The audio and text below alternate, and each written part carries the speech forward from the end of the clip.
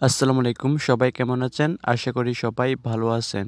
আজকের এই ভিডিওতে আলোচনা করব আমরা অনেক সময় ইমোতে কাউকে কল দিলে কল যায় না বা কল কেটে যায়। তো আজকের এই ভিডিওতে দেখাবো যে অনেকের ইমোতে কাউকে কল দিলে কল কেটে যায়, কেন কেটে যায় এবং কিভাবে এই সমস্যাটা সমাধান করবেন এটাই দেখানোর চেষ্টা করব আজকের এই ভিডিওতে। তার জন্য ভিডিওটি স্কিপ না করে কন্টিনিউ করবেন, আর ভিডিওটি যদি আপনার কাছে একটু উপকার এসে থাকে তাহলে ভিডিওতে একটা লাইক করে দিবেন। এরকম প্রয়োজনীয় ও টেক রিলেটেড ভিডিও পেতে আমার এই চ্যানেলটা সাবস্ক্রাইব করে সাথেই থাকবেন। তো আর বেশি কথা না বাড়িয়ে চলুন ভিডিওটি শুরু করি। ইমো থেকে যদি আপনি কাউকে কল দেন, কল যদি অটোমেটিকলি রিজেক্ট হয়ে যায় বা কেটে যায়, তাহলে এই সমস্যাটা আপনি কিভাবে সমাধান করবেন?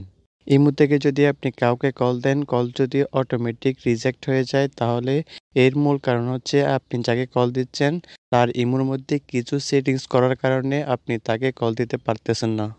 যদি আপনার সাথেও এই সমস্যা হয়ে থাকে, আপনি কাউকে কল দিচ্ছেন, কল রিজেক্ট হয়ে যায়, তাহলে তার ইমোর মধ্যে মূলত ২ টা সেটিংস করে নিতে হবে। তাহলে এই সমস্যাটা সমাধান হয়ে যাবে। তো ফার্স্ট অফ অল আপনি যাকে কল দিচ্ছেন অটোমেটিকলি রিজেক্ট হয়ে যাচ্ছে, প্রথমে তার ইমো আইডির মধ্যে চলে আসতে হবে। তার ইমো আইডিটি ওপেন করার পর নিচের দিকে প্লাস আইকনের উপর ক্লিক করবেন।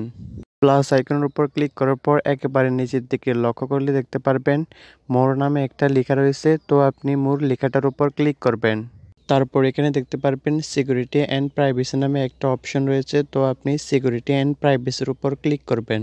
তো এরপর পিকচারের মধ্যে চ্যাট অ্যান্ড কল প্রাইভেসি নামে একটা অপশন দেখবেন, তো আপনি চ্যাট অ্যান্ড কল প্রাইভেসির উপর ক্লিক করবেন। এরপর চ্যাট অ্যান্ড কল প্রাইভেসির মধ্যে প্রাইভেসি চ্যাট নামে একটা অপশন দেখবেন, তো আপনি প্রাইভেসি চ্যাটের উপর ক্লিক করবেন। প্রাইভেসি চ্যাটের মধ্যে যদি আপনার ইমো আইডিটি থাকে, তাহলে আপনার ইমো আইডির ডান পাশে দেখতে পারবেন 3 ডট রয়েছে। তো প্রথমে আপনি 3 ডটের উপর ক্লিক করবেন, তারপর রিমুভ নামে একটা অপশন শো হবে, তো আপনি রিমুভের উপর ক্লিক করে আপনার আইডিটি প্রাইভেসি চ্যাট থেকে রিমুভ করে নেবেন। প্রাইভেসি চ্যাট থেকে আপনার ইমো আইডিটা রিমুভ করার পর এখান থেকে ব্যাক করবেন। ব্যাক করার পর একটু নিচের দিকে আসবেন।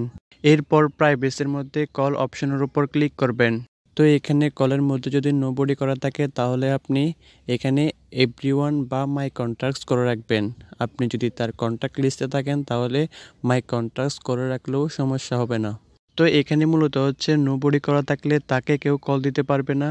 এখানে যদি মাই কন্ট্যাক্ট সিলেক্ট করা থাকে, তাহলে তার কন্ট্যাক্ট লিস্টে যারা আছে শুধু তারাই তাকে কল দিতে পারবে। আর যদি এভরিওয়ান সিলেক্ট করা থাকে, তাহলে তাকে যে কেউ কল দিতে পারবে। তো এখানে প্রয়োজন মতো সেটিংসটা করে নেবেন। তো এখানে আমি মাই কন্ট্যাক্ট সিলেক্ট করে দিচ্ছি, আপনি চাইলে এভরিওয়ানও সিলেক্ট করে রাখতে পারেন। এই 2টা সেটিংস তার ইমো আইডির মধ্যে করার পর আপনি তাকে তার ইমো আইডির মধ্যে আবারও কল দিবেন।